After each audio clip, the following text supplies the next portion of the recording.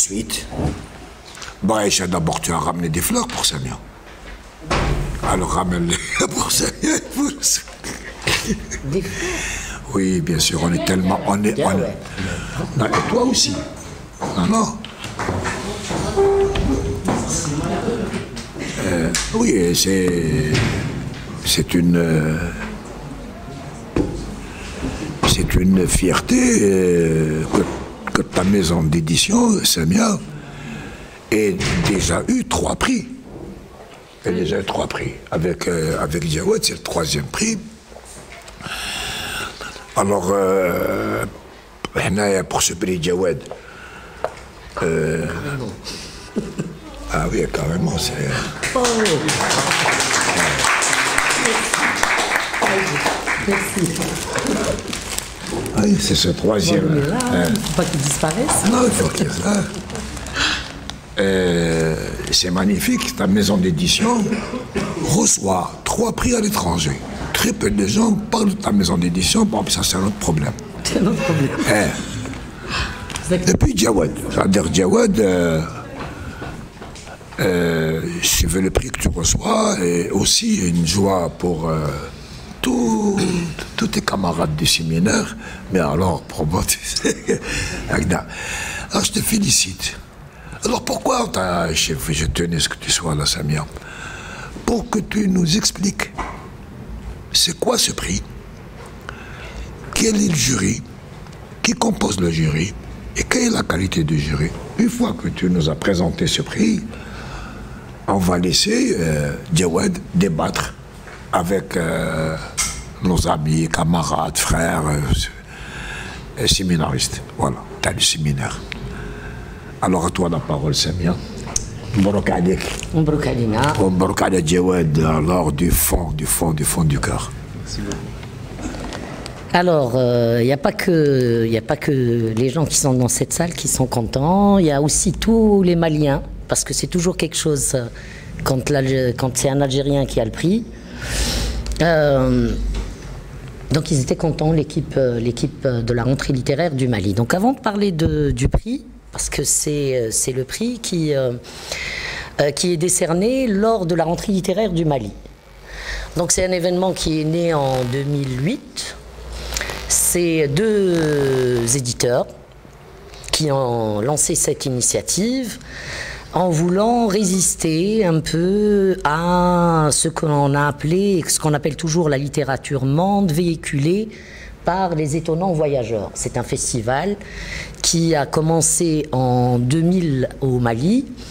Et donc, l'origine, ça se passe à Saint-Malo en France.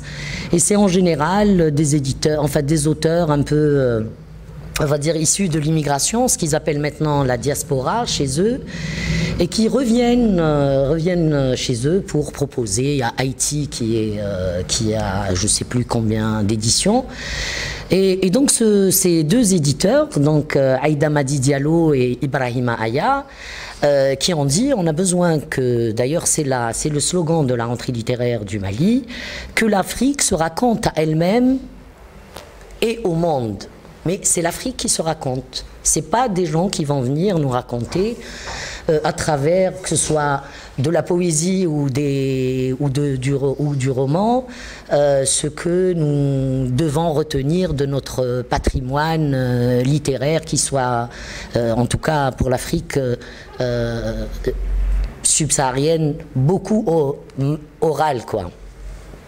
Et ils ont eu beaucoup de difficultés. Cette année-là, quand on était parti, il y avait l'ambassade de France qui avait instruit toutes les autres ambassades pour que la rentrée littéraire du Mali n'ait aucun soutien financier. Le Mali, un pays qui a besoin de fonds d'aide, hein, puisqu'ils ont décidé que l'aide de développement, c'est la seule façon de nous aider à nous développer. Et ils ont eu beaucoup de difficultés. Cette année-là, il y avait donc un Algérien, je suis parti avec un auteur algérien de ma maison d'édition, et on a rencontré Tierno Monemambo, donc c'est le Guinéen, qui est aussi avec l'équipe les 2 éditeurs, au fait c'est les éditions Tombouctou. Donc c'est avec Tierno qu'il y a eu l'idée, viens, on va faire quelque chose à partir de l'Afrique. Et la rentrée littéraire du Mali est née, donc il y avait très peu d'invités. Il y avait Tierno, il y avait Max Ripan, le Guadeloupéen, qui était pour lui, c'était son premier retour à la terre natale. C'est-à-dire qu'il revient de la Guadeloupe et c'était la première fois qu'il foulait la terre donc, de ses ancêtres et donc de l'Afrique. Donc dans cette ambiance, nous, en 2008, l'Algérie préparait l'Algérie, le monde, l'Europe préparait le 60e anniversaire de la création de l'État d'Israël. En tout cas, ça a été fait. Et à mon retour, j'étais d'abord impressionné par la qualité de cette rentrée littéraire. Une rentrée littéraire sans prix littéraire n'était pas un. Donc eux, ils ont créé 3 prix littéraires à l'époque. Maintenant, ils sont 4. Il y a un prix du manuscrit, c'est-à-dire les gens qui ont des manuscrits, qui sont à la recherche d'un éditeur, qui n'ont pas encore trouvé. Donc il y avait un jury pour évaluer les textes. Il y avait le prix national du premier roman, c'est-à-dire que ça restait, c'est que les auteurs maliens qui peuvent concourir. Et donc, c'est le prix Massama Kandiabaté, qui porte le nom donc, du grand auteur Massama Kandiabaté. Et le prix continental, à l'époque, ça s'appelait, ce prix Ahmed Baba, parce que ça a une histoire, à l'époque, ça s'appelait le prix Ambo Yulugem. Et c'est resté le prix Ambo Yulugem jusqu'en 2014. Et à l'époque, la rentrée littéraire du Mali, c'était un événement biennal. Et bon, depuis 2014, ça se passe annuellement. Et aussi, il y a un comité un peu, on va dire, de plusieurs pays. Et nous essayons d'aider le comité donc malien. Enfin, on travaille, il n'y a plus de Maliens, il n'y a plus. En tout cas, voilà, on est la rentrée littéraire du Mali et on essaye donc de proposer soit des thématiques, soit en tout cas les auteurs invités. On essaye le maximum d'avoir une certaine qualité parce que effectivement les textes, la plupart des textes édités en Afrique, malgré le fait que ça a changé depuis quelques années, ça reste toujours édité, soit donc, en France, soit en Angleterre, soit en Espagne, soit en Portugal, soit à Londres, pour ceux qui sont plus... Comment dire, les portes, en tout cas les chiffres, c'est pas en 5000 ou là on est dans un autre chiffre quand on est dans le monde anglophone. Et donc voilà, ce prix, à l'époque il y avait le président du jury, c'était Tierno Monemambo. Cette année, par exemple, bon, après, qu'est-ce qui s'est passé pour que le prix revienne donc, au fait, Yambo Yulugem, il a écrit un livre, le titre c'est Le devoir de violence, et il a eu le prix Renaudot, donc c'était le premier Africain à avoir reçu le prix Renaudot, en 1968.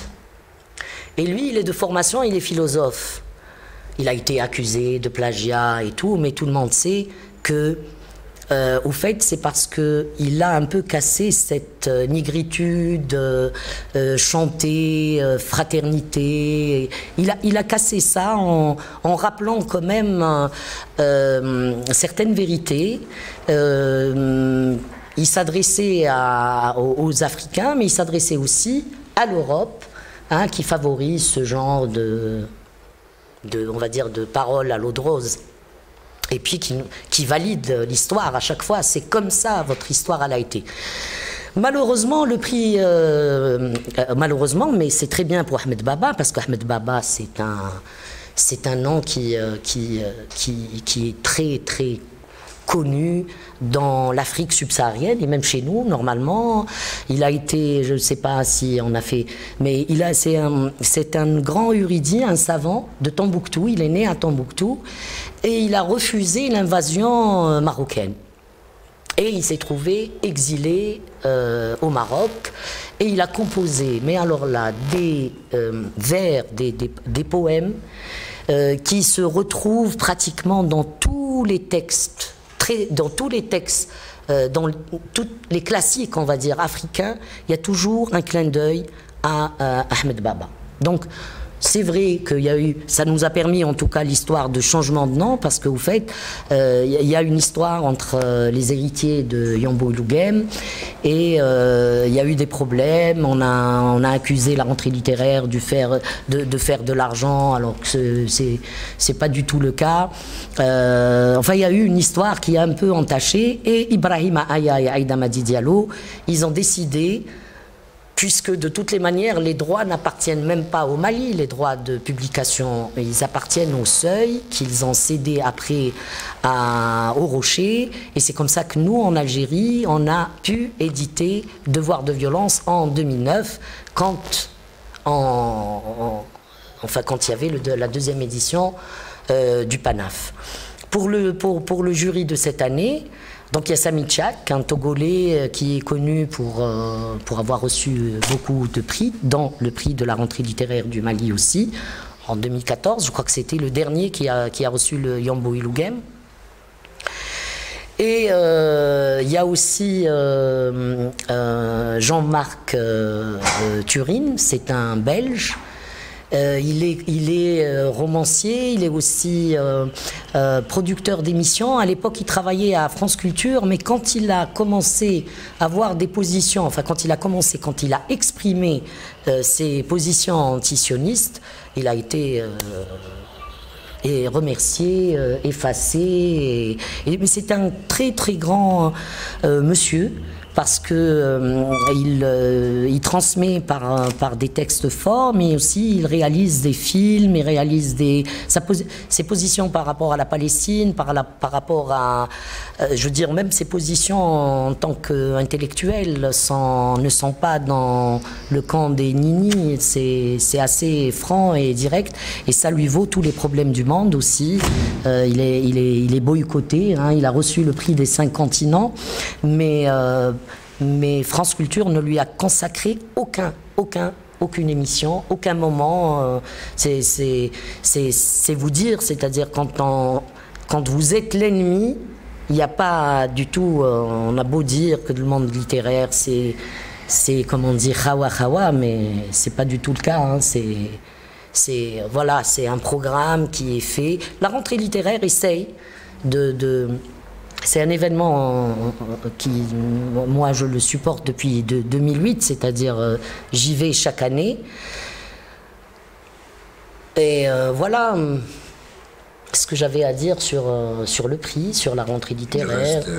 Il reste quoi? Il reste, tu nous donnes les noms des 3 lauréats que tu as eu dans les éditions. Ah oui, alors justement. Alors le premier, ça a été la Maison du Negev, un petit récit de Suzanne Farah Elkenz, une Palestinienne. Et donc c'était le premier prix qu'on reçoit.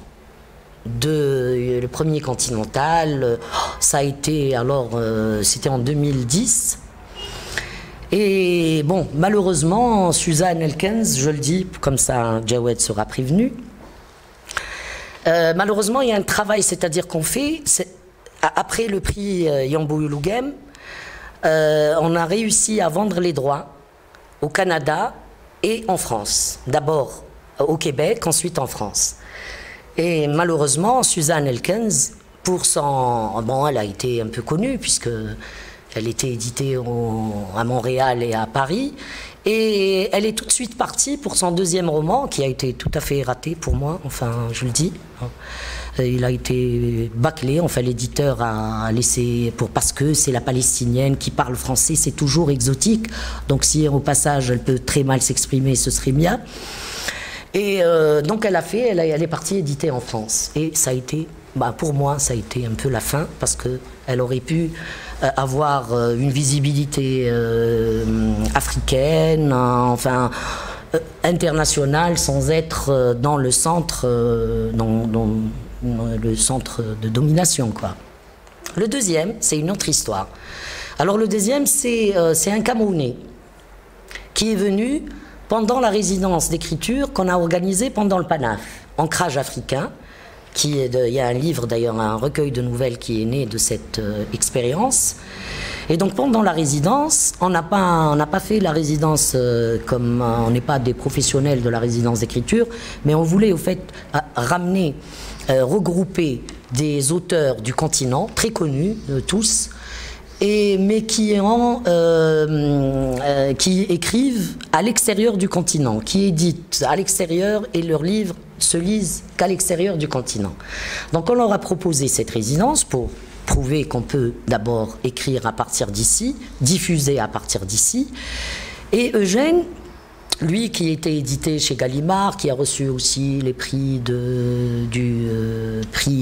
roman ou littérature noire qui est décerné à Genève, il a tenu à ce que son livre soit d'abord édité en Algérie, ensuite en France.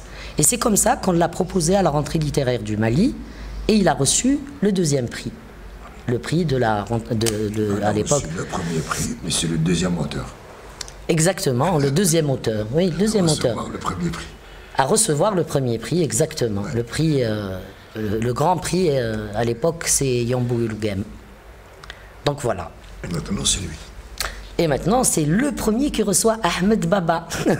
En 2020, il y a aussi la date qui est très... Il y a le 22 février. Ben, c'est l'anniversaire, non? Oui, tout à fait. Ben voilà. Tu fais le zoom. 2020. Tu fais le zoom.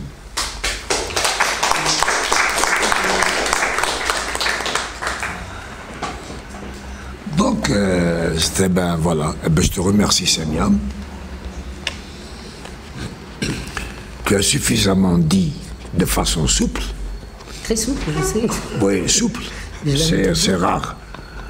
Mais ça t'arrive. Oui, oui. S'il y a des questions, on peut enlever la souplesse. Non, on n'a pas fait. C'est-à-dire que tu nous as très bien dit, sans mettre trop d'accent, que ce prix, d'ailleurs, il est un des efforts des Africains pour avoir un regard africain sur eux-mêmes. C'est-à-dire sortir du passage par le miroir colonial et néocolonial. Et ça, toi tu l'as pas dit, mais moi je le dis, c'est un de tes combats majeurs, totalement inconnu en Algérie, que Samia est la pionnière. Je l'ai écrit sur la page Facebook, est la première et la pionnière d'un rapport sud-sud libéré et émancipé du regard dominant. Voilà. Donc, merci beaucoup, Samia, d'être venu. Donc, maintenant, la parole est à vous et à Djawad. Djawad, je te renouvelle mes félicitations. Mabrouk alik. Merci. Maintenant, comment on fait le débat? Vous posez des questions, il commence à parler. Moi, je pense qu'il commence à parler. Allez, comment? Bande de traîtres. Alors, paradoxalement, c'est plus difficile de parler à des amis qu'à des inconnus, entre guillemets. Je me sens plus impressionné. D'habitude, je n'ai pas le trac. Aujourd'hui, je l'ai. Là, je suis déjà très, très, très ravi de votre présence. Très ému aussi. Et très heureux de votre joie. Voilà. Ça, c'est beau. Je vais la ressortir à l'occasion. Et voilà, très honoré de l'attention que vous me faites et que vous m'ayez consacré une séance du séminaire tellement précieuse. Donc, que dire? Je résume très rapidement le roman. Certains d'entre vous l'ont lu et ensuite, je préfère qu'on ouvre le débat et qu'on entre dans la discussion. Donc, il y a la genèse. J'aime bien, à chaque fois que j'écris, j'aime bien faire rentrer dans les coulisses. C'est-à-dire, qu'est-ce qui m'a amené à écrire? D'où est-ce que c'est parti? D'où est venue l'idée, le fil conducteur?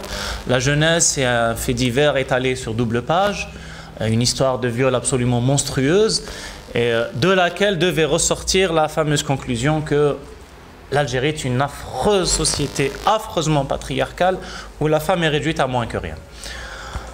Je veux bien que ça ne soit pas une société idéale, je veux bien que toutes les tares que nous connaissons suffisamment. De là à en faire cet étalage et cette caricature de manière aussi maladroite, en le situant dans un lieu comme ça, c'est-à-dire truffé de fantasmes, etc., et qui en plus empêche toute vérification, empêche tout. Il y avait toute une imago derrière. C'était tellement cousu de fil blanc, et en même temps, ça passait tellement facilement que voilà. Sur le moment, ma première réaction, ça a été d'avoir avalé ça in extenso, c'est-à-dire l'esprit critique n'a pas tout de suite fonctionné. Je me suis dit, waouh, le fait divers de la mort qui tue, à partir duquel on peut faire un chef-d'œuvre à la Madame Bovary. Puisque ça m'a toujours obsédé, cette histoire du grand chef-d'œuvre qui part d'un simple fait divers. Cette fameuse anecdote de Flaubert. Bon, c'est l'émulation, c'est l'idéal du moi, on a assez parlé de ça. Mais dès que j'essaie de me mettre au travail, ça bloque. Dès que j'essaie de me représenter ce que ça peut donner au quotidien, c'est une telle monstruosité, tellement... C'est-à-dire, si je dois parler d'une exception dans la monstruosité, je n'en vois pas l'intérêt. Si je dois parler d'un fait social, c'est beaucoup trop caricatural. Et donc, j'essaye d'imaginer ce qu'aurait été une véritable histoire de viol, quelles auraient été les déterminations sociales, etc. En même temps, puisque le but de l'article, c'est de nous dire que nous sommes une affreuse société de frustrés, la misère sexuelle, d'ailleurs, c'est une des questions qu'on m'avait posées par rapport à mon premier roman. Dans une interview, qu'est-ce que vous pensez de la misère sexuelle, etc., etc. Et donc j'essaye de réfléchir sur ça, et je me dis en même temps, est-ce que cette misère sexuelle, dont ce gosse, et qui fait la moquerie d'une certaine classe, de certaines couches supérieures de la classe moyenne et d'une petite bourgeoisie, qui dit que Chabad a frustré, Chabad a complexé, Chabad, etc. Est-ce que réellement c'est l'apanage de ces couches populaires qui sont le faire-valoir et le bouc émissaire de la vie morale, pour citer Fanon, de ces fractions-là? Et donc j'imagine en même temps cette histoire de viol, mais que j'essaie de rendre un peu plus réaliste. Et en parallèle, je décris aussi l'histoire qui se déroule dans la petite bourgeoisie. Et donc c'est l'histoire d'une femme qui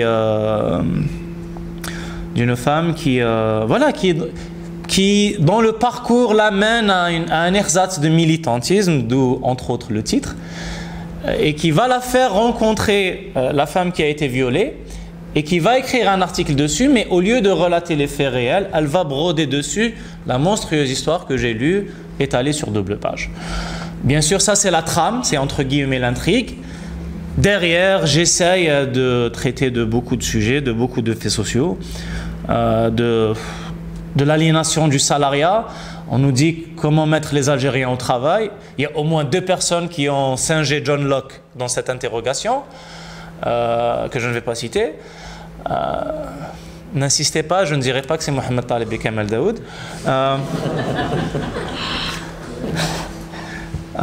Et donc, et je décris l'aliénation du travail, je décris comment mettre les Algériens au travail, lequel? Est-ce qu'il faut tous s'enrôler dans le tertiaire adossé à l'import-import, ce tertiaire hypertrophié qui est la marque, l'un des traits dominants des pays dominés par le centre, c'est-à-dire des pays de la périphérie du capital. Samir Amin l'explique très bien dans l'échange inégal. L'une des marques de ces pays-là, c'est un secteur tertiaire hypertrophié et un secteur extractiviste, pas d'industrie. Voilà. Et donc le secteur parasitaire enfle et se gonfle, c'est-à-dire adossé à cet import-import. Voilà. Et je montre toute l'aliénation de ce salarié, tout cet horizon bouché. J'essaie de montrer toutes les frustrations qui en découlent. Et je dis que finalement, ces frustrations-là, dont on ne cesse de rabâcher, ne sont pas l'apanage des couches populaires. Elles n'ont rien à voir avec un fait culturel. Bien au contraire, puisque comme le dit si bien Kluskar, et je rejoins le fil conducteur avec le premier roman, avec la trilogie, même quand tout est permis, rien n'est possible. Voilà, je conclus sur ça. C'est quoi ce viol Comment? Mais tu nous as pas dit c'est quoi ce viol, Alors, ce papier-là, cette double page. alors dans le papier, c'est l'histoire d'une femme qui a épousé un homme violent, qui vivait avec sa belle-mère, Akaria, très violente elle aussi. Donc elle est battue à la fois par le père, par le mari et la mère, la belle-mère. Bon, puis au final, ils en ont marre d'en faire un peu chic-ball, donc elle se fait répudier. Elle réintègre le domicile familial, seulement pour se faire violer par ses deux frères. Les deux. Et donc quand elle tombe enceinte, on imagine l'horreur, on ne sait même pas qui est le père. Et quand elle tombe enceinte, elle se fait jeter à la rue. D'accord? Et donc, et c'est à ce moment-là, lorsqu'elle est jetée à la rue, qu'elle est censée avoir répondu à cette interview. Et donc, quand je lis ça, j'essaie d'imaginer quelque chose d'un peu plus plausible et je raconte l'histoire, en fait, d'une femme qui épouse par amour un homme. Et donc, ils quittent leur patelin et voilà, ils sont locataires dans la banlieue d'Alger. L'homme travaille dans une multinationale italienne à Hassim Saoud, et dans le sud algérien, et un jour, il se fait agresser. Un agresseur confond, en sortant du boulot, il faisait des heures supplémentaires, donc il rate la navette qui doit l'emmener à la base de vie, il se fait agresser, et son agresseur confond la forme du mouchoir en papier avec un portable. Donc il lui fracasse la tête avec une pierre pour essayer de l'avoir. Je m'inspire d'un fait réel, c'est réellement un ami qui a subi une agression dans ces conditions-là. Et l'entreprise italienne lui fait une petite aumône comme ça, mais refuse de considérer que c'est un accident de travail. Et il se retrouve avec un traitement très lourd, il doit porter un casque. Et puis un jour, étourdissement, il tombe et il décède. La femme se retrouve avec ses deux enfants sur les bras. Elle est locatrice, elle n'a pas de quoi payer le loyer, elle fait le tour de sa famille sur Alger en ayant recours à la solidarité patriarcale. Or, ce patriarcat qui se réclame de droit, lorsqu'il s'agit de rendre les devoirs, et c'est d'ailleurs quelque part, c'est aussi de dire voilà où se situe la crise, lorsqu'il s'agit de rendre les devoirs inhérents à ces droits, c'est-à-dire le devoir de solidarité, le devoir de prise en charge, plus personne. On refuse de l'aider, et lorsqu'il y a un de ses cousins qui l'aide, sa femme lui met martel en tête qu'il est obligé de la remettre dehors, moyennant une petite aumône de son côté. Finalement, elle va atterrir chez sa tante, qui, par nostalgie de son enfance, parce qu'elle avait tenu toute gosse, va l'accueillir. Et c'est là qu'elle se fait violer par le fils de la tante, par le cousin. D'accord? Bon, elle tombe enceinte, elle doit quitter la maison, à l'insu de sa tante. C'est-à-dire, sa tante ne sait pas qu'elle est enceinte, donc elle quitte la maison. Elle est prise en charge par une association qui fait parfaitement bien son travail, qui est dans l'aide réelle. Autour de cette association va graviter la petite bourgeoise qui va l'interviewer, qui va en tout cas écouter son histoire et qui va en faire l'article complètement exagéré, complètement caricaturé. Voilà. Voilà dans les grandes lignes l'intrigue entre guillemets. Donc je ne sais pas, est-ce que j'ai fait le tour ou est-ce que j'ai raté d'autres éléments?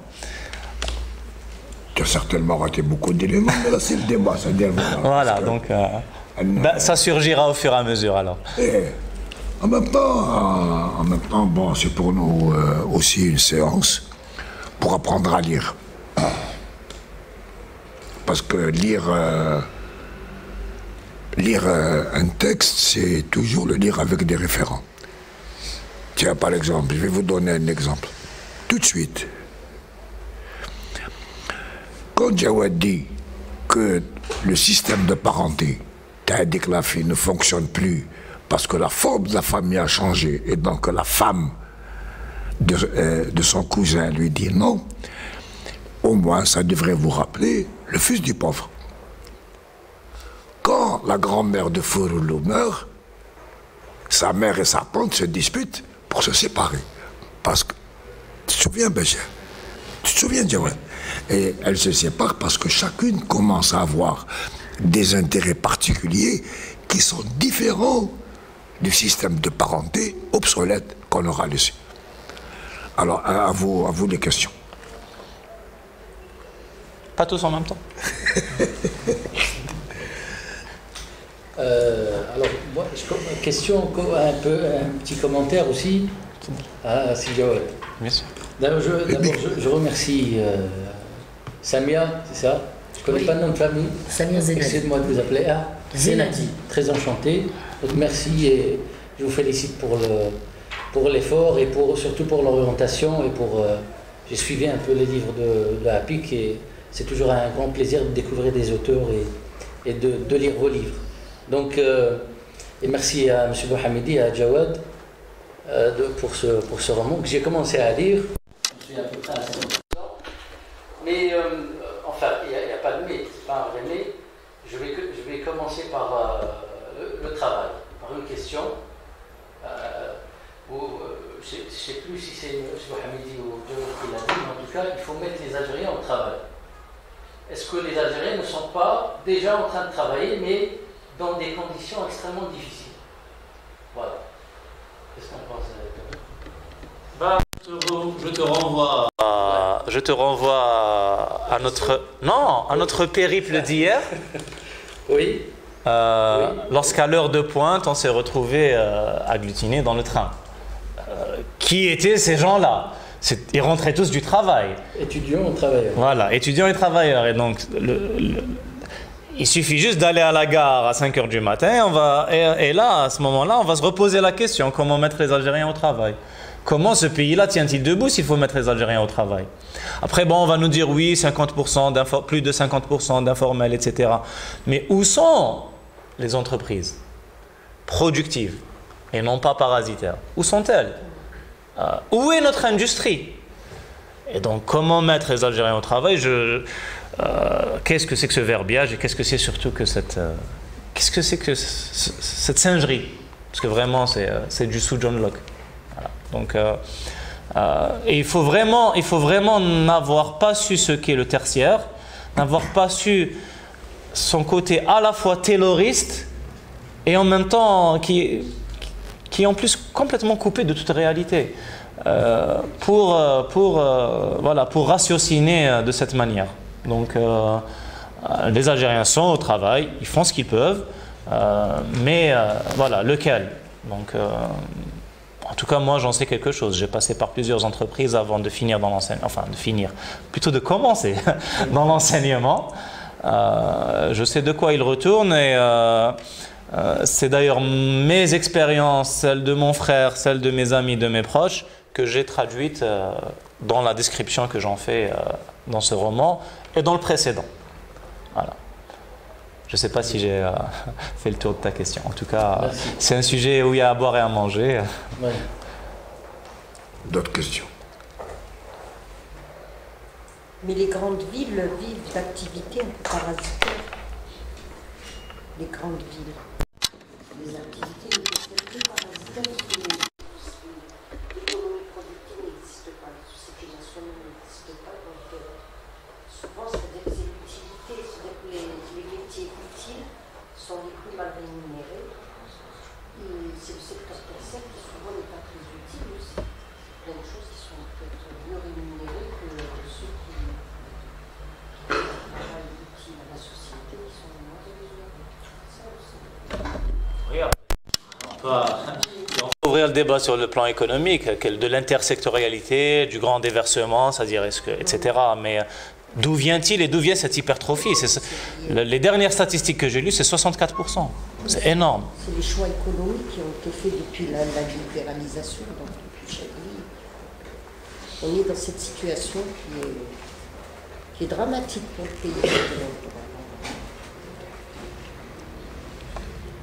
D'autres questions? Yanis, tu ne vas pas dire que je vous intimide. Vous n'allez pas dire que je vous intimide. Tu ne vas pas dire que je vous intimide. Alors, alors. Tu ne vas pas dire que je vous intimide. En fait, petite interrogation. Pourquoi avoir cherché à faire limer les deux? D'un côté, faire l'histoire sur le viol, etc. Et d'un autre, dénoncer ce que tu appelles l'aliénation du travail, et qui, dans le roman, on dirait qu'il y a une vraie coupure. Pourquoi avoir cherché à traiter les deux questions dans le même roman? Pourquoi ne pas avoir plus étalé la première histoire, par exemple.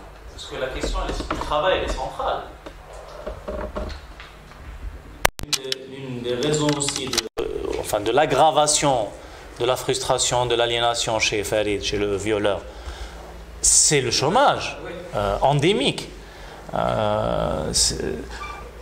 Quand il quitte le domicile pour aller travailler, qu'il commence à travailler, donc il commence à se transformer lui-même, il y a une évolution qui se fait.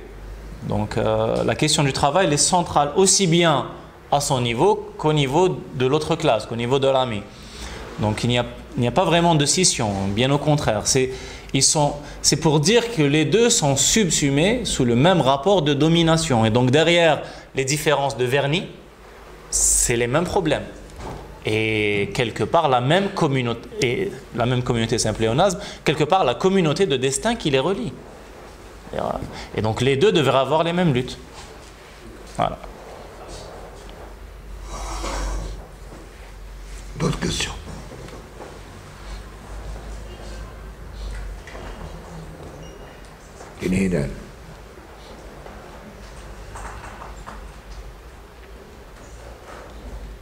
Oui, Mohamed.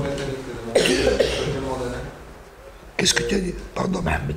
La question, ça serait, on va dire, plus vis-à-vis de ce que je chercherais à comprendre, c'est le but, on va dire, par ce roman, ça serait, est-ce que vous essayez on va dire, trouver une genèse à cette violence, on va dire, à l'expression de cette violence, parce qu'on va dire, le sujet de base, c'est un viol, donc c'est une expression d'une violence. Et donc, est-ce que, on va dire, ce que tu cherches à faire, etc., c'est plus de remonter, on va dire, à l'origine de cette violence et de, en fin de compte, montrer que ce n'est pas une question, on va dire, de race ou d'endémie ou de culture, etc., et qu'il y a on va dire, une véritable origine de cette violence qui ne serait pas, on va dire, une frustration sexuelle fantasmagorique ou là, endémique à l'Algérie, ou là, mais qui a plus une sorte de violence sociale qui s'exprime par la violence des individus, on va dire. Oui, c'est d'essayer déjà de sortir de cet essentialisme, ou du moins de ce culturalisme, de cette culture du viol qu'on cherche à nous imposer et dont on cherche à nous étiqueter, avec laquelle on cherche à nous étiqueter. Donc c'est de dire qu'un fait social a des déterminations qui sont multiples et de gommer tout cela avec l'étiquette culture du viol, avec l'étiquette patriarcat, avec l'étiquette sous-développement, etc. Ce sont des raccourcis lorsqu'ils viennent des dominants à la rigueur, mais lorsqu'on en arrive à porter ce propre regard sur nous-mêmes, à ce moment-là déjà ça devient réellement problématique. Et donc lorsqu'on commence à se percevoir à travers les clichés des autres, lorsqu'on commence à percevoir ses compatriotes à travers les clichés dominants, et lorsqu'on les réduit à un faire-valoir, parce qu'à un moment donné dans le livre, ils sont dans la même... C'est des jeunes des couches supérieures de la classe moyenne, ils se réunissent dans un parking, la plupart sont véhiculés, donc ils se garent et ils sont là, bon, ils regardent des vidéos, ils regardent des clips, ils fument du chichon. Et puis, il y a un moment où ils racontent la crise du cannabis. Il y a eu une période où plus de cannabis à Alger. Voilà. Impossible de trouver où s'approvisionner. Et l'un d'eux dit, mais ils sont fous, mais qu'est-ce qu'ils cherchent? Nous, à la rigueur, ça va. Oulala, ça va. Ils cherchent la panique, c'est fait exprès pour déclencher une révolution. Qu'est-ce qui se passe? Et donc, il y a ce regard, c'est-à-dire que nous, on est... Alors qu'ils sont dans la même aliénation, dans la même frustration sexuelle, ils sont là à regarder des vidéos de boîtes de nuit, etc. La seule différence, c'est qu'un certain niveau de revenus leur permet une certaine consommation ostentatoire, et donc qui va établir une hiérarchie sociale, mais tout à fait fantasmatique. En dernière instance, ils subissent le même rapport de domination. Mais, comme je l'ai dit, les variations quantitatives et formelles font que ces couches populaires leur servent de faire valoir. Bon, là, ça va, c'est vrai qu'il y en a un manque, c'est vrai qu'on est prêt à aller au haran, c'est vrai qu'on nous a vendu du jumbo à la place, بعد ما على غلفوه لنا بسكوتش حتى وصلنا للحومه باش فقنا histoire vraie. Quand je dis فقنا ماشي انا c'est pas mon truc. D'où le sourire éclatant que vous voyez. تسمى toi tu carburant l'Oscar. Oui, voilà, exactement.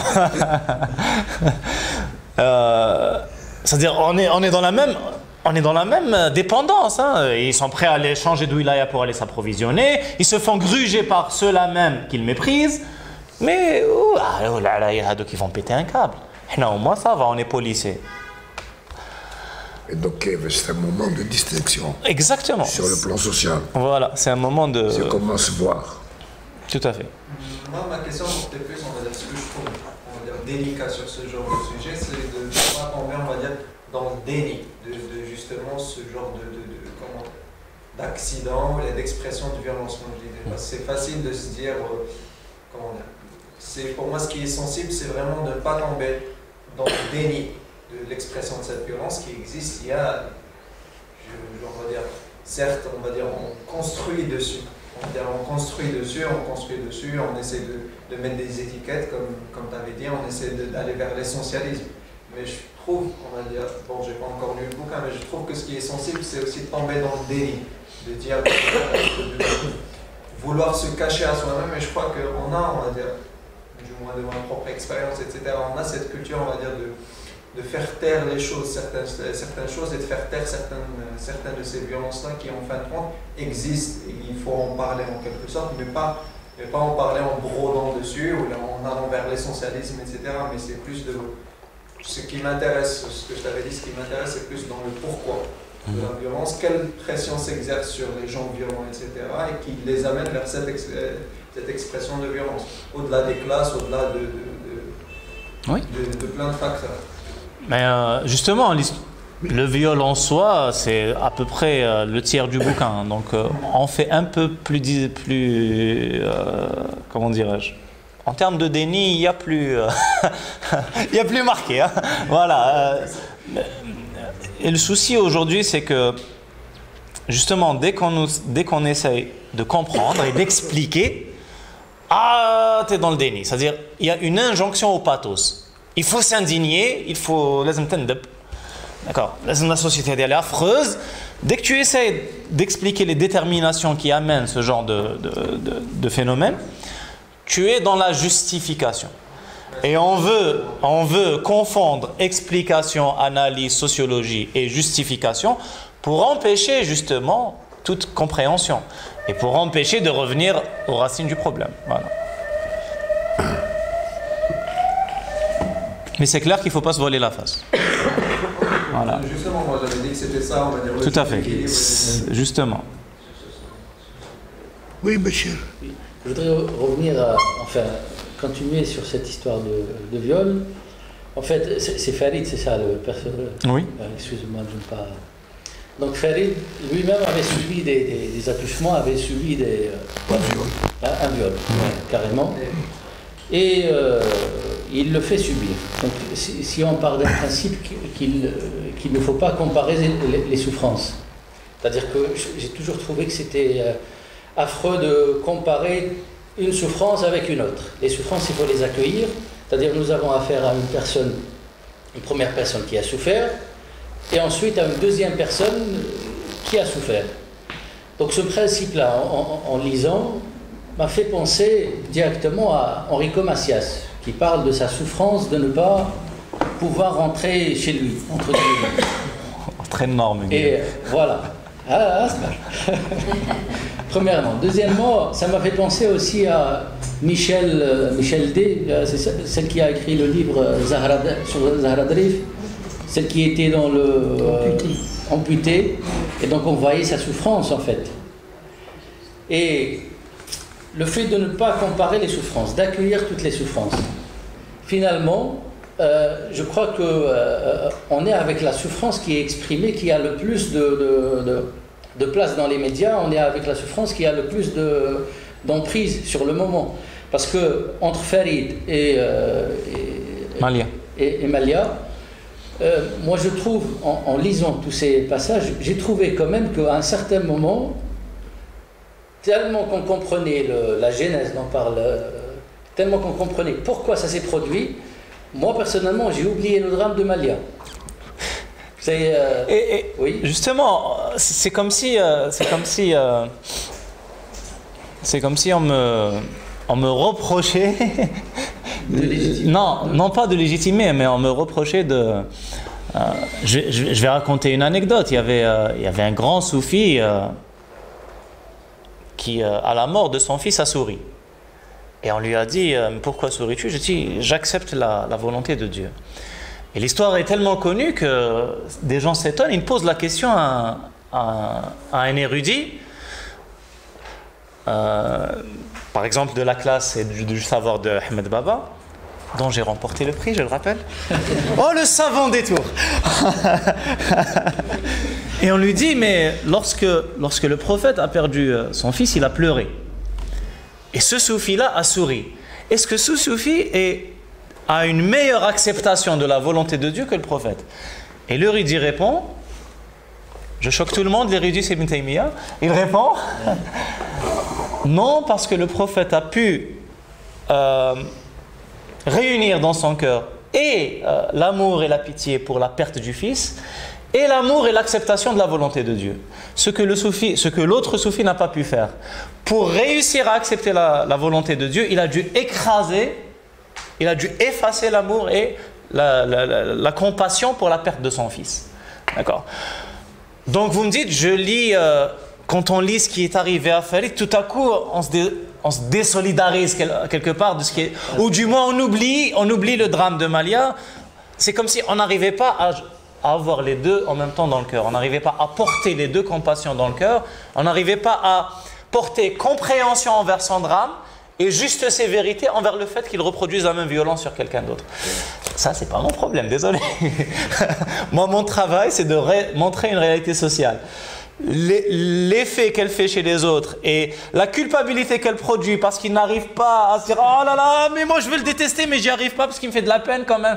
Mais c'est un salaud, pourquoi il me fait de la peine? Ça, c'est un problème, mon vieux. À la rigueur, tu me fais un compliment parce que déjà, j'ai créé de l'émotion chez toi. Ce qui est le propre de l'écrivain. Après tes drames moraux, tu ne me les imputes pas. D'accord? Je plaisante, mais voilà, c'est-à-dire qu'il faudrait pouvoir réunir en soi et la distance nécessaire pour comprendre et l'humanité nécessaire pour être sévère quand il faut l'être et et avoir de la compassion être compatissant quand il faut l'être. Voilà. Je comprends la problématique de Béchir parce que je ne sais pas si vous vous rappelez du film d'hiver, tu as les deux enfants à Constantine.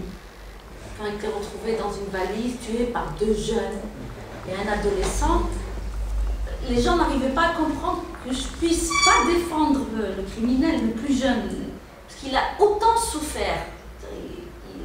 Il a autant souffert que fait souffrir les deux gamins. Et les gens ne comprenaient pas pourquoi. Comment j'arrivais à pas les mettre au même niveau, mais à comprendre cette souffrance et comment il a. Donc, voilà, tu as la même problématique. La même structure. Ouais. Non, ils ont souffert tous les deux, hein. Non, c'est humain et je comprends que la question soulève cette interrogation, cette gêne, il n'y a pas de souci. Tout l'intérêt, c'est de pouvoir ensuite en parler sereinement. Une question. Le viol en lui-même, ça a été inspiré d'une histoire vraie? Non. L'histoire de Farid. D'histoire vraie, oui, enfin, c'est-à-dire c'est un ensemble après de lectures. J'ai potassé énormément j'ai écouté des gens, j'ai potassé, j'ai discuté. Non, je veux dire l'histoire dans son ensemble. Il y a des histoires de gamins qui se font violer, l'histoire de filles qui se font violer par des cousins, oui. Mais le cheminement de l'histoire dans son ensemble. Est-ce que c'est inspiré d'une histoire en particulier ou là... Non, c'est romancé, mais à travers ensuite plusieurs données sociales réelles. Dans ton boulot d'écrivain, est-ce que tu ramasses des données qui sont externes à ton roman? Absolument, oui. Oui. C'est vrai que c'est ce que tu poses. Oui, tout à fait. Donc tu as rencontré des types qui travaillent dans un centre d'appel. D'abord, j'ai moi-même travaillé dans un centre d'appel. Non, oui, c'est pas une question vicieuse. Pas du tout, il n'y a pas de souci. J'ai d'abord moi-même travaillé dans un centre d'appel pendant 3 mois. On voit que j'ai duré. Mon frère a travaillé dans un centre d'appel. Un ami à moi a travaillé. Je connais une pléthore d'étudiants ou de jeunes diplômés qui sont passés par la case centre d'appel. Même aussi. D'accord. Non, 1 mois déjà c'est héroïque. Pour dire que 3 mois c'est carrément... Très bien. Très bien. Donc tu as rencontré des gens qui ont travaillé dans des centres d'appel. Est-ce que tu as rencontré des hyper diplômés, parce qu'un architecte est une hyper diplômée, architecte, hyper diplômé, qui travaille dans un centre d'appel? Ben, la superviseure, ça se dit? Oui, ça. La superviseure avec qui je travaillais était architecte. D'accord. Et donc je me tapais la tête contre le box. Mais qu'est-ce qu'elle fait là? C'est après que je sois parti que j'ai appris qu'elle a quitté à son tour lorsqu'elle a enfin trouvé dans son domaine d'études.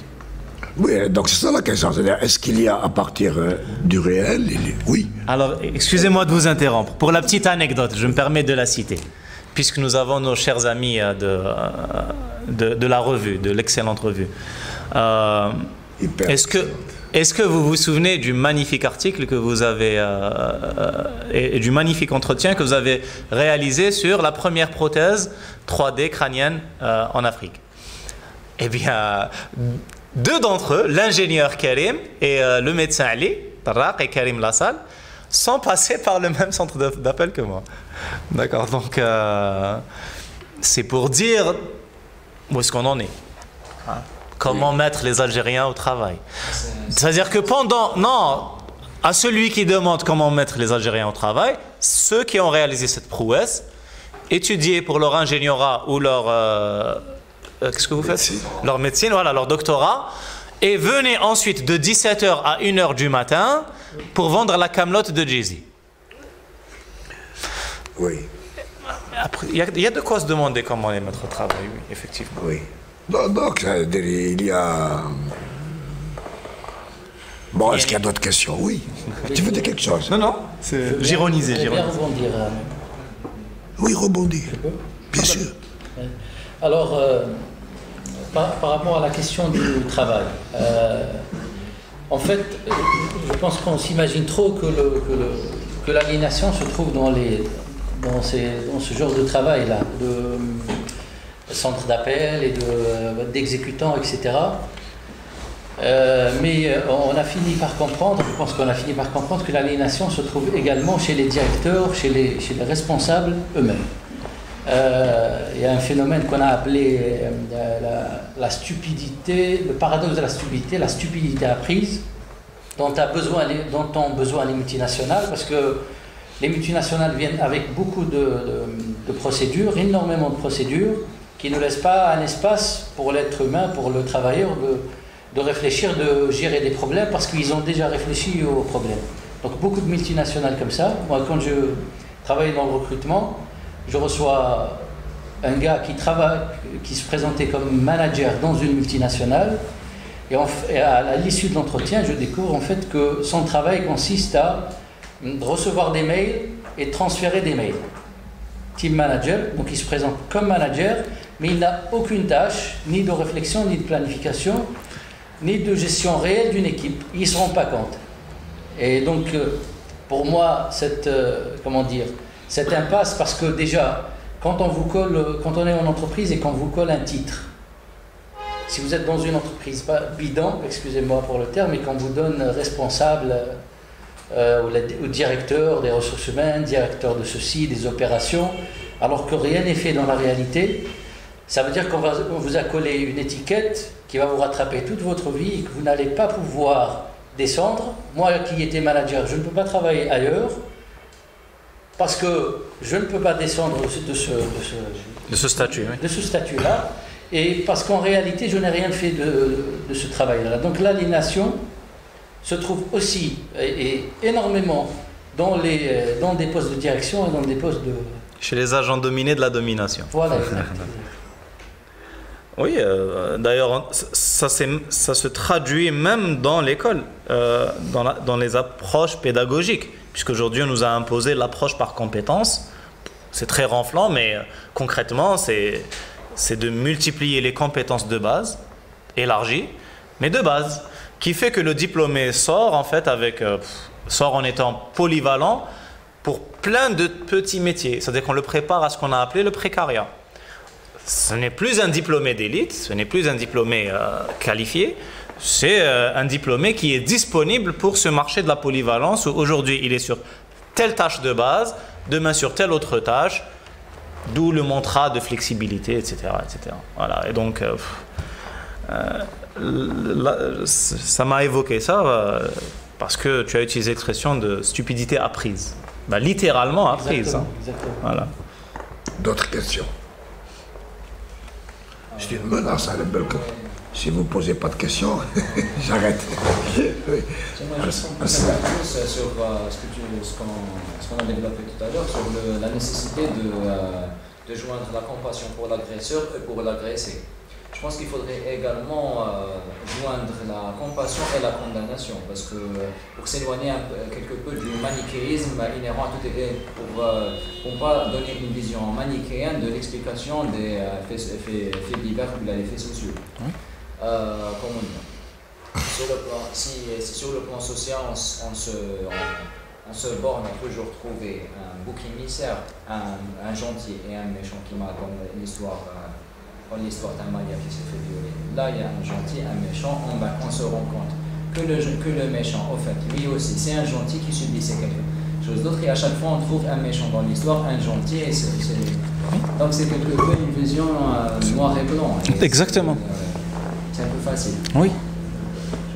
Oui, c'est une vision noir et blanc, c'est une vision mécanique et moi, de mon côté, il n'y a pas d'injonction. Hein. Je ne dis pas qu'il faut ni avoir de la compassion ni quoi que ce soit. Je dis seulement que parfois l'effort de compréhension demande un certain effort d'abstraction. Et donc si cet effort d'abstraction fait que tout à coup on cesse de condamner un moment pour comprendre, il n'y a pas de quoi se sentir coupable. Une fois qu'on a compris, on peut toujours rester sévère et condamner, il n'y a pas de problème. Ça reste qu'il a commis un viol, qui est injustifiable. Mais il est explicable. Justifié n'est pas expliqué. Et surtout expliqué n'est pas justifié plutôt. Voilà. Si on interdit toute explication, on met à mort les sciences sociales. Voilà. Et c'est la dictature du pathos. C'est la civilisation lacrymale que dénonçait Philippe Muret, entre autres. D'autres questions? J'aurais une autre question. Je sais sur le titre. Tu as parlé d'ersatz de la jeune féministe qui trouvait un ersatz d'activisme dans le fait de transformer quelque peu le fait social pour donner une image fantasmée qui correspondait à ses pathos. Dans l'histoire de la fille violée, du violeur et tout, où est l'ersatz? C'est que pour lui, l'acte de viol, en fait, c'est-à-dire lorsqu'il l'agresse, en fait, c'est un combat qu'il livre avec lui-même. Et dans le viol même, quand on lit, il n'arrive pas à sortir de son auto-érotisme. Puisque lui, en fait, il est en train de combattre des pulsions homosexuelles qu'il a héritées du viol lorsqu'il était gosse. Et cela crée chez lui la crise, ça crée chez lui un sentiment de culpabilité. Et l'idée du viol ne lui traverse pas l'esprit avant qu'on lui recommande le mariage. C'est-à-dire, il va consulter, et il dit, j'ai un ami, la fameuse histoire, le fameux biais. J'ai un ami qui a été violé quand il était gosse, et depuis il a des pulsions, il en a honte, que faire? Ben on lui dit, marie-toi le plus vite possible. Et donc, tant que ta nature, dis-lui de se marier le plus vite possible, tant que sa nature ne s'est pas totalement invertie. Et là, ça fait tilt dans sa tête, il dit, mais si je veux me débarrasser des fantasmes qui me polluent l'esprit, il faut que je les remplace par une prise réelle. Parce que dans mes habitudes solitaires, c'est ce qui m'assaille. Et donc, si je veux réellement sortir de ça, le fantasme ne suffit pas. Il faut que j'entre dans la réalité. Sauf que quand il entre dans cette réalité par le viol, et non pas par l'amour, en fait, il continue de livrer ce combat à cette partie de lui-même qu'il n'assume pas, qu'il renie, et donc il ne sort pas de l'auto-érotisme. Lui, il veut sortir de l'auto-érotisme qui l'aliène. mais il n'y arrive pas. Et il va en sortir en quittant la maison, en affrontant le monde qui l'effraie tant. Voilà. Et toi, tu parlais de Melika, non? Dans ta question. Melika, c'est la militante qui se fabrique une image de militante sur le malheur de la femme qui est violée. Mais pour se construire une image, il faut bien sûr transformer le viol réel en image d'un viol qui puisse devenir servile, qui puisse lui servir. D'autres questions? Sur le roman, bien sûr, pas sur le travail. Oui, oui, oui. Parce que sur le travail, moi, je vais revenir. D'accord. Allez, vas-y. Alors, je voulais que tu reviennes, parce que je t'ai entendu parler de ce roman et l'insérer dans une sorte de lutte néolibérale. Je voudrais que tu reviennes sur ce point un peu. Qu'est-ce que ce viol a à voir avec le néolibéralisme ou... T'arrives pas, hein? Si, j'y arrive. Allez, vas-y. Je vais imiter M. Bouhamid et je vais faire celui qui va faire un long détour pour... Non, tu n'as pas besoin de faire un long détour. Non, moi, je vais te poser la question à Béchir différemment. Alors, Farid, il a beau avoir été un enfant, agressé sexuellement, il a beau être coincé dans une situation hystérique. Je regrette que vous ne vous soyez pas rappelé les cours sur Freud. Ce qui veut dire que je vous ai mal expliqué. S'il a un problème d'identité sexuelle, il a un problème d'identité sexuelle. Il est en pleine crise là-dedans. Et le viol est un des mécanismes de défense contre son propre conflit. Identité. Bon, en dehors de ça, est-ce que Farid va chercher des petits boulots? Oui. Avec son ami? Oui. Le HL plombier? Oui.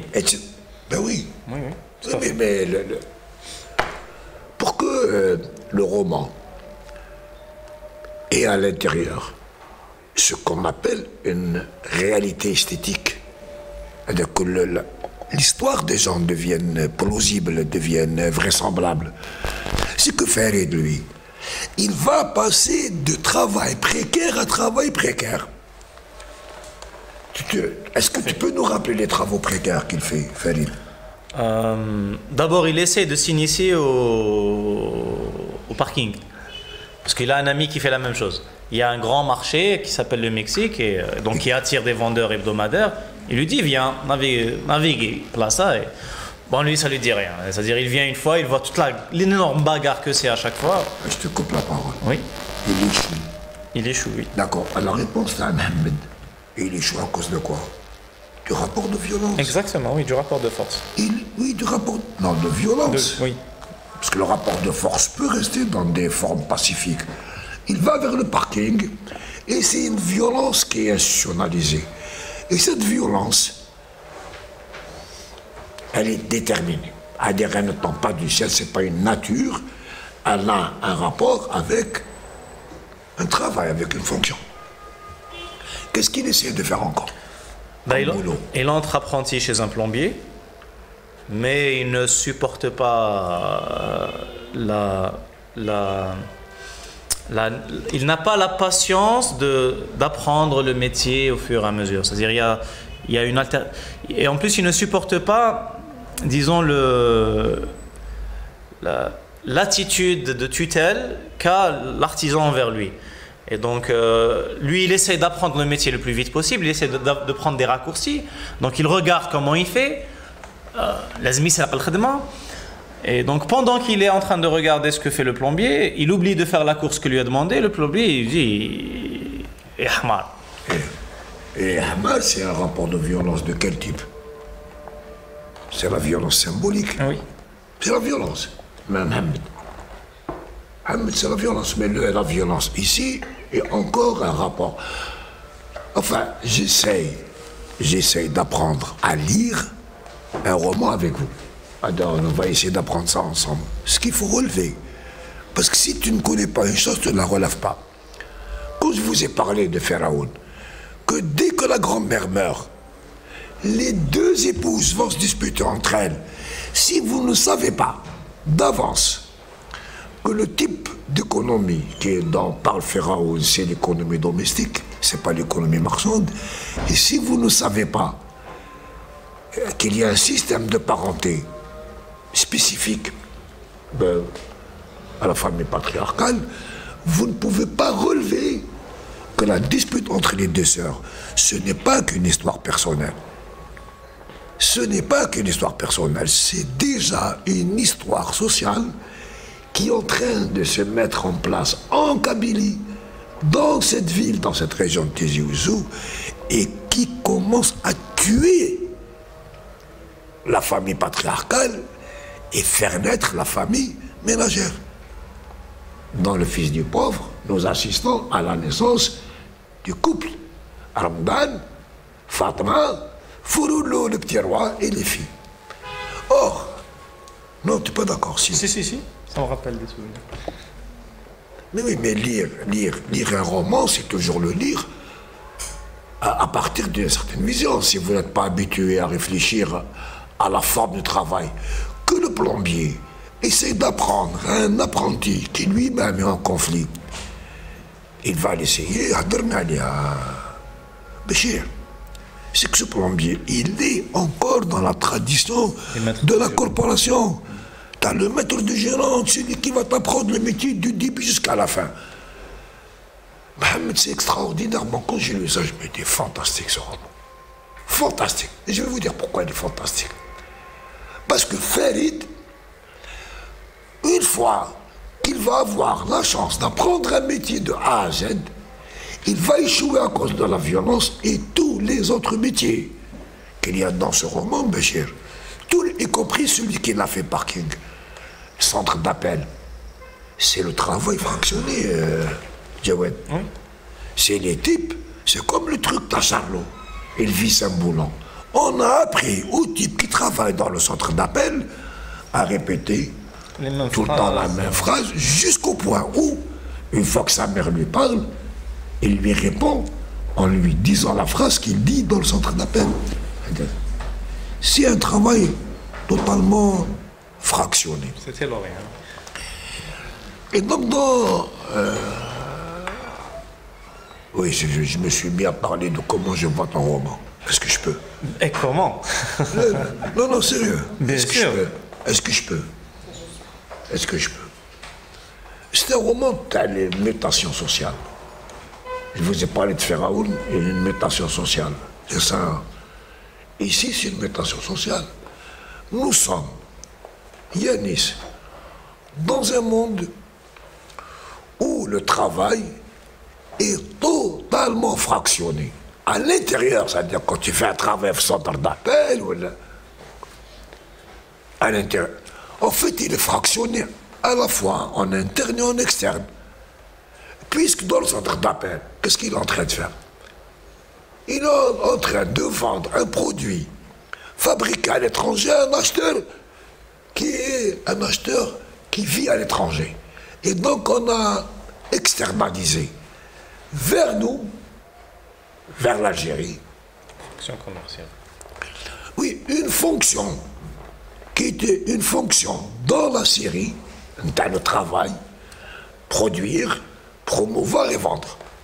La fonction promouvoir, faire la pub, elle nous est revenue. Mais ça coûte moins cher.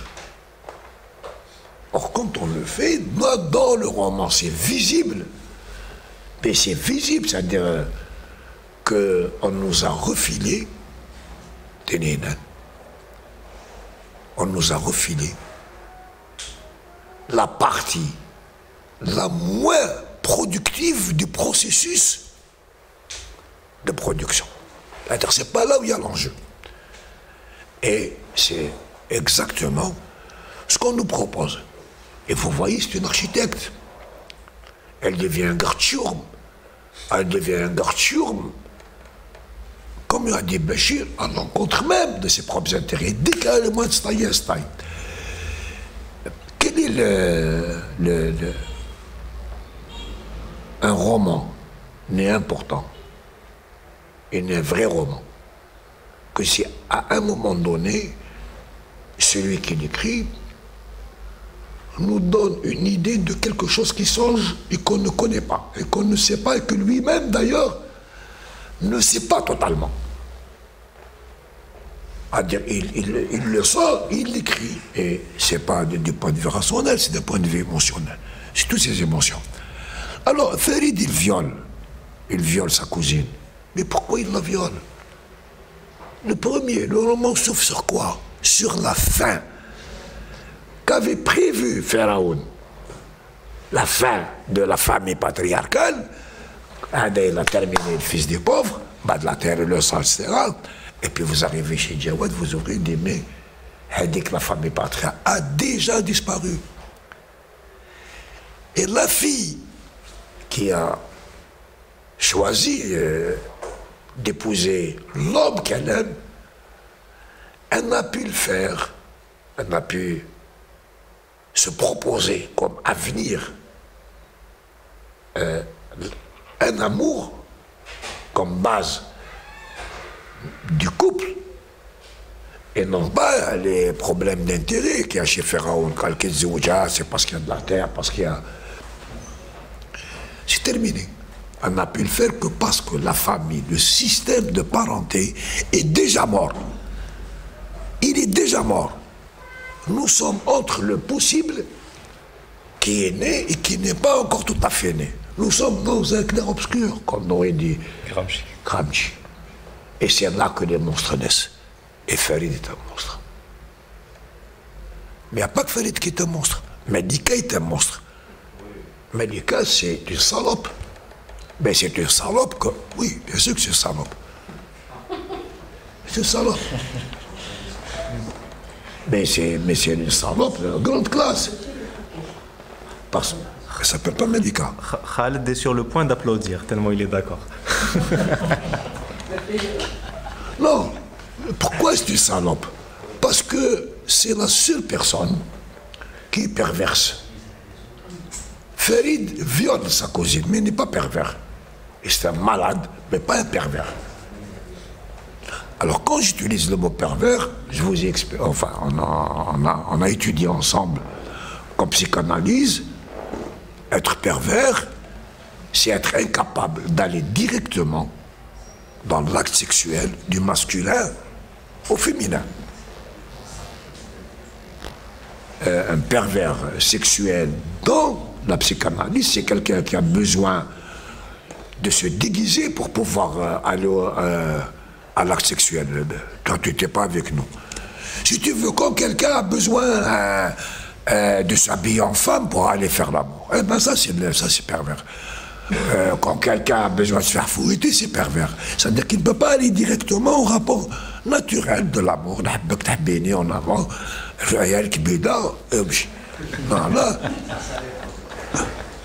et ça, c'est le fouet, c'est les bottes, c'est les masques, c'est le déguisement, c'est en apache. La perversion dans la psychanalyse, chez Freud, c'est l'incapacité à aller directement à l'acte sexuel normal. Et donc, on va prendre des dérivatifs. La perversion sur le plan moral, c'est pas la même chose. C'est de savoir quelque chose est mal et on le fait. Or, comme Malika, elle sait très bien qu'elle est en train de mentir sur cette femme. Elle le sait et elle ment. Mais c'est la seule personne qui est perverse. Le Khalil, c'est du jouet. C'est du jouet. Vas-y, Djawad. Oui, donc en fait, Malika m'a été inspirée par un livre que j'ai lu. Allez, on va mettre les pieds dans le plat. Une éducation algérienne que m'a prêté M. Bouhamidi. Mais il ne savait pas quel usage j'allais en faire. Mais il a été écrit par qui? Et Aïcha le sait. Par par Wassila Tamzali. Et donc, et donc je raconte un peu ce qui m'a le plus intéressé dans ça, c'est d'abord les clichés que j'ai trouvés dans le livre et cette vision de la singularité, ce besoin littéralement maladif de se singulariser, ce besoin de se sentir d'une autre essence. Et donc lorsqu'elle raconte le volontariat et comment, alors que tout le monde était dans cette communion-là, elle regardait ce décor pittoresque en évoquant Camus, etc. Donc on se situe sur une autre appartenance, voilà. Et bon, le personnage de Tamzali ne m'intéresse pas outre mesure, mais le livre lui-même m'a inspiré ce personnage de la bourgeoise déclassée et qui vit comme un drame ce déclassement, c'est-à-dire qu'elle va tomber de la grande bourgeoisie à la petite bourgeoisie, voire même aux couches supérieures de la classe moyenne. Et donc à ce moment-là, elle va être constamment dans cette reconquête de son statut perdu. Et elle va mener la vie dure à son mari et par ricochet à son fils. Et elle va vivre à travers lui toutes ces guéguerres fantasmatiques. Et le fils, de par cette castration, va se retrouver lui aussi dans les mêmes drames, dans les mêmes frustrations et dans les mêmes pulsions que Farid. Sauf que lui, ayant une certaine culture, ayant le capital culturel, va plus ou moins réussir à sublimer ça avec certains référents. Oui, il y a Rimbaud quand même, il y a Verlaine, il y a Oscar Wilde. C'est-à-dire que lorsqu'on a un minimum de culture, on peut se dire, ok, je me situe au même niveau que ces grands artistes. Oui, mais au même niveau en ce qui concerne la pulsion, pas en ce qui concerne les réalisations artistiques et le dépassement de ces pulsions par la sublimation de l'art. Et donc, en dernière instance, tu n'as rien dépassé, rien sublimé, tu es dans la même frustration et les mêmes angoisses et la même incapacité de sortir de soi, c'est-à-dire le même auto-érotisme. Bon, alors, je vais te poser une question très simple, puisqu'on a parlé de l'évolution de la famille. Oui. Je finis le système de parenté patriarcal, il a disparu avec Farid et la mère de Farid parce qu'elle est veuve. Elle est veuve. Oui, tout à fait. Or, quand tu prends Malika, elle en est où dans l'histoire du couple? Rappelle-toi bien. Oui, oui. Rappelle-toi ce que tu as écrit. Oui. Elle est mariée, elle a un enfant. Et elle commence à se finement suggérer, et c'est un clin d'œil tout à fait, tout ce qu'il y a de plus discret. Je ne sais pas si Anna Karenine. Mais chez Anna Karenine, non, tout à l'heure j'ai dit une phrase, c'est-à-dire même quand l'auteur écrit, il découvre des choses, il nous dit des choses fondamentales et importantes, et parfois il ne le sait pas totalement. C'est que Malika, elle est déjà dans un couple ménager. Elle a connu son mari toute seule. C'est un cadre, etc. Mais qu'est-ce qui se passe à l'intérieur de ce couple? Yannis, tu retiens bien ça.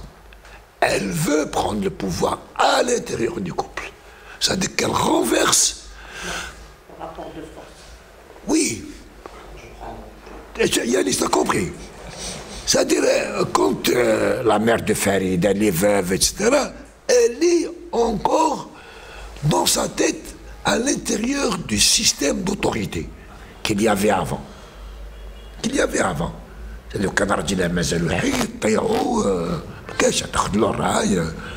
même si c'est elle qui le nourrit. La cousine, pardon, la femme du cousin, comment elle s'appelle la femme? Malia. Elle rentre en lutte avec son mari pour qu'il ne dépense pas pour sa cousine. Mais nous restons encore dans les systèmes d'autorité, dans les systèmes de hiérarchie homme-femme. Quand on arrive à Malika Aïcha, quand on arrive à son mari, c'est un gars qui est dans le cadre de l'État. Et donc lui, quand il réfléchit, quand il pense à partir de son travail. Son travail n'est pas un travail parcellaire. C'est un travail de cadre supérieur de l'État. Et donc, il est dans une perception planificatrice. C'est ça. Tout à fait. Planificatrice. Oui. Agda. Et si on fait ça, on va obtenir ça, voilà comment on peut améliorer. Et elle va rentrer en conflit avec lui. C'est ça, elle va rentrer en conflit avec lui en lui reprochant quoi? L'étroitesse de ses désirs. L'ambition. Pourquoi tu ne sors pas? Dans le conflit qu'il y a entre les deux, à partir de l'étroitesse de l'ambition du mari, c'est en fait qu'elle est, qui c'est qui porte l'autorité? Et donc, au moment où elle porte l'autorité, qu'elle est dans une famille, le sujet à l'autorité. Tout immédiatement, c'est l'enfant. Et donc la bagarre se fait autour de l'enfant. Et elle va faire mal à l'enfant, elle le sait. Elle est belle, elle le sait. Nous arrivons donc ici à un moment donné où il y a une combinaison dans ce roman. C'est pour ça que je te dis que c'est un grand roman, que c'est un dialogue. Comment l'ambition d'une femme qui est celle de changer de classe sociale va être en même temps de répudier la forme de la famille et d'aller sur le plan social pour trouver la force, la puissance de la justification du changement de la famille. Pourquoi elle change le récit? Tu vois, parce que c'est ma lecture. Pourquoi elle change le récit du viol? C'est bien pour dire qu'elle sait comment il faut changer la société. Moi, ce que je lis, oui. J'étais en train de lire, je me dis c'est formidable. Dans ma note de lecture, d'ailleurs, j'ai dit ça. Voilà, c'est le roman, le premier roman, Jawad, un empereur nommé Désir, nous a mis de face à l'histoire d'un trio qui n'aimait pas le boulot, qui n'aimait pas le salariat, parce qu'il n'aimait pas l'esclavage du salariat. Mais c'est des gens qui avaient un boulot à peu près normal, dans une entreprise normale, qui faisaient un travail normal et de la facturation.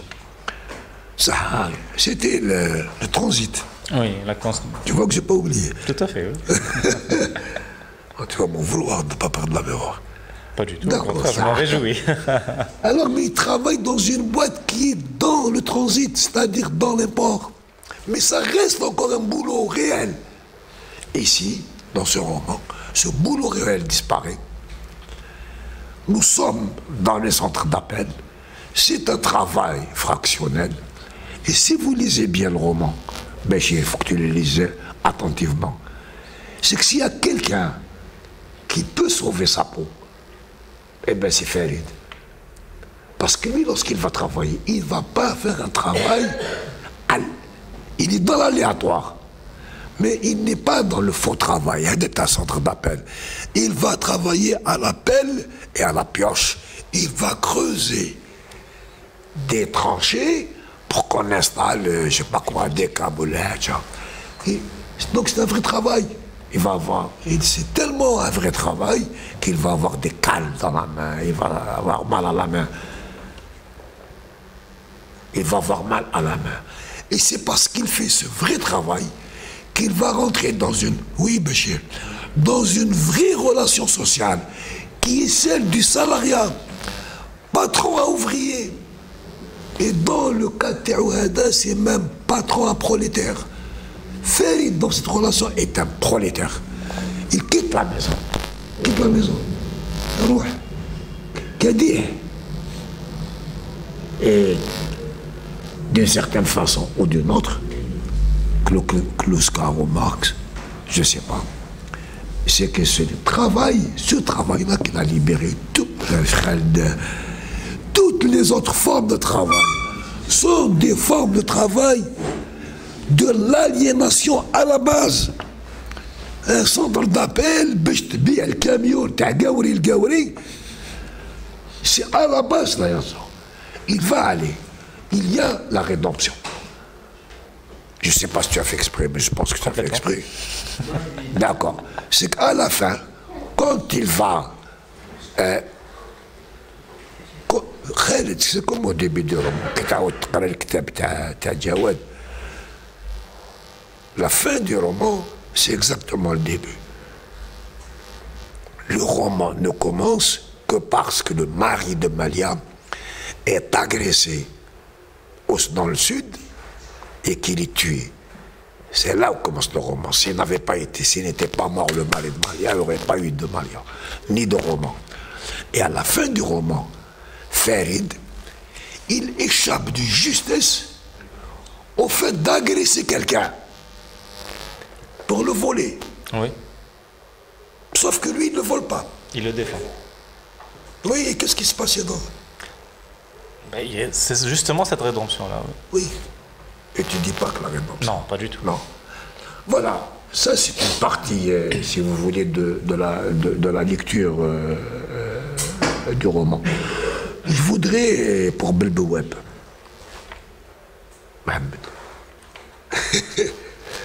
bon, sur la violence dont tu as parlé, un roman, c'est un texte. Il ne tombe jamais sur de néant. Nous avons, ces 4 dernières années, je m'excuse, je t'ai arraché la parole. Oh, c'est avec plaisir. C'est avec plaisir. Hein. Et comment?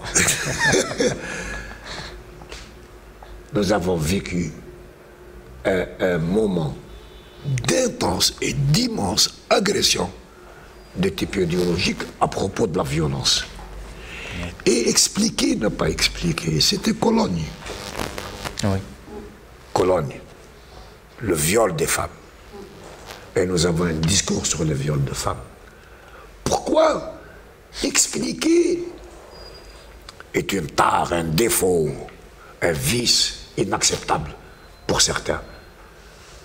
C'est parce que si tu expliques, c'est que l'explication qui existe, tu la remets en cause. Si les Arabes, les Algériens, ce que vous voulez, les Marocains ont violé à Cologne, eh bien c'est parce qu'ils sont... Des violeurs, pareil. Non, des Arabes. Voilà. C'est parce qu'ils sont des Arabes. C'est QFD. Il n'y a rien à expliquer à Cologne, c'est normal. Arabes. Ils répondent à leur Ou nature. musulmans, ou nègres, ou ou chinois, ou indiens. Pourvu que ce ne soit pas des blancs, Hadamakan.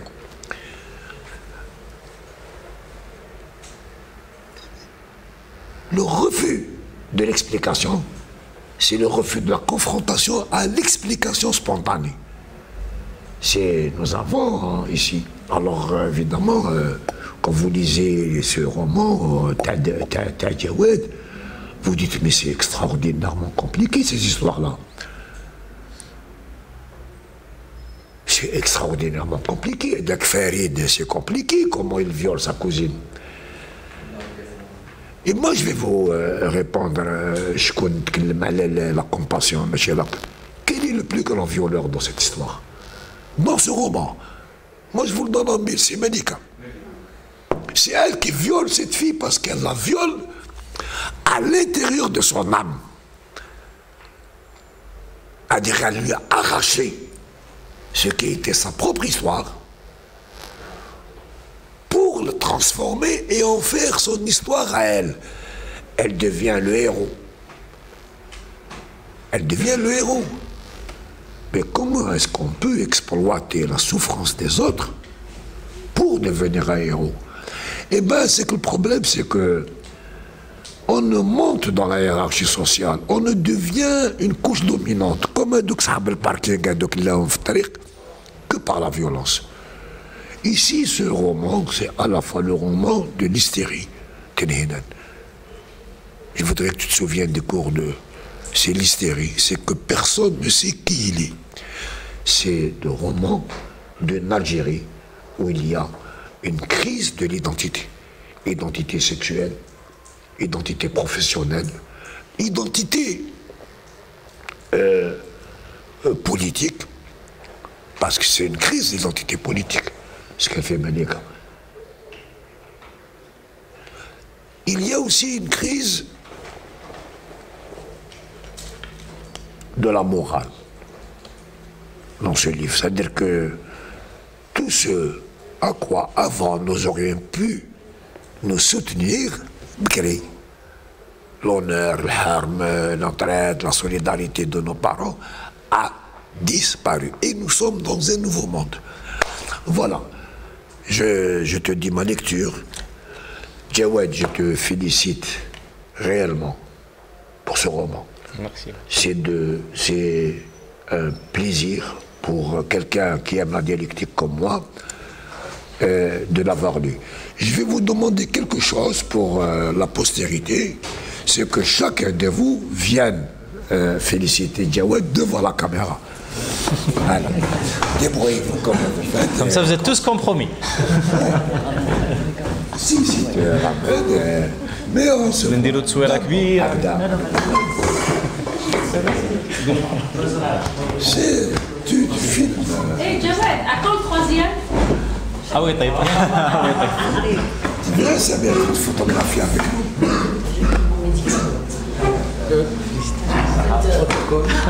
Filme. تحبي تخبى لازم هنايا هيك مش قاعد شوفنا والله غفلي لا سي بون سي بون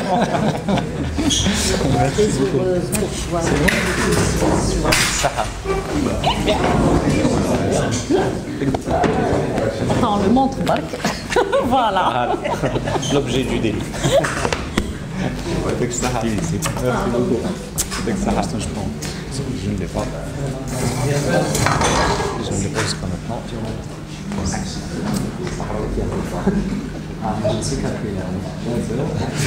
On sait jamais. هذه دنيا. Merci beaucoup.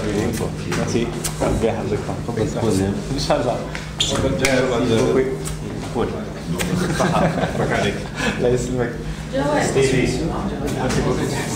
ربي يحفظك ولا تستحي. سيف.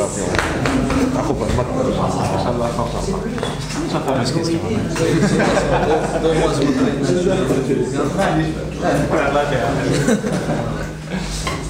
Voilà. واحد خفيت حبيت خبا لك صحة جواد بيبي ميرسي بوكو فرحت كي قال لها بالك Non, alors j'aurais aimé. Maman, je goûtais un truc, mais bon. Ah, bravo. Merci fort. Toutes mes félicitations à Robin Mac. Inch'Allah, au plaisir de te lire à ton tour. Inch'Allah. Maintenant, je voulais te cuisiner le processus d'humanisation et surtout la bagarre. Oui. Et nous, l'élément déclenche. Il y en aura d'autres. Alors, tu sais, ce que j'ai pas dit tout à l'heure, c'est que Jawed, il est déjà invité pour la prochaine rentrée littéraire et qui sera membre du jury Ahmed Baba. C'est ça, demain, qui ne l'a pas ou pas, mais ça va être Après-demain. C'est bon, pas demain. je pense que c'est une bonne présentation. Alors, je dis, je descends. Non, je dis que Jawed, il est déjà invité à la rentrée, la prochaine rentrée littéraire du Mali, et qu'il est membre du jury Ahmed Baba. C'est la tradition. Tu auras beaucoup de choses à lire Bah, j'en suis ravi. pendant la rentrée. Avec grand plaisir. Non, c'est tout ce qu'on puisse. أنا بيها راكم كاع حنا تسمى في ديناميك Attention, attends quand même à ça. Ah, parce que tu te débrouilles pour l'encadrer. Hein. Ah oui.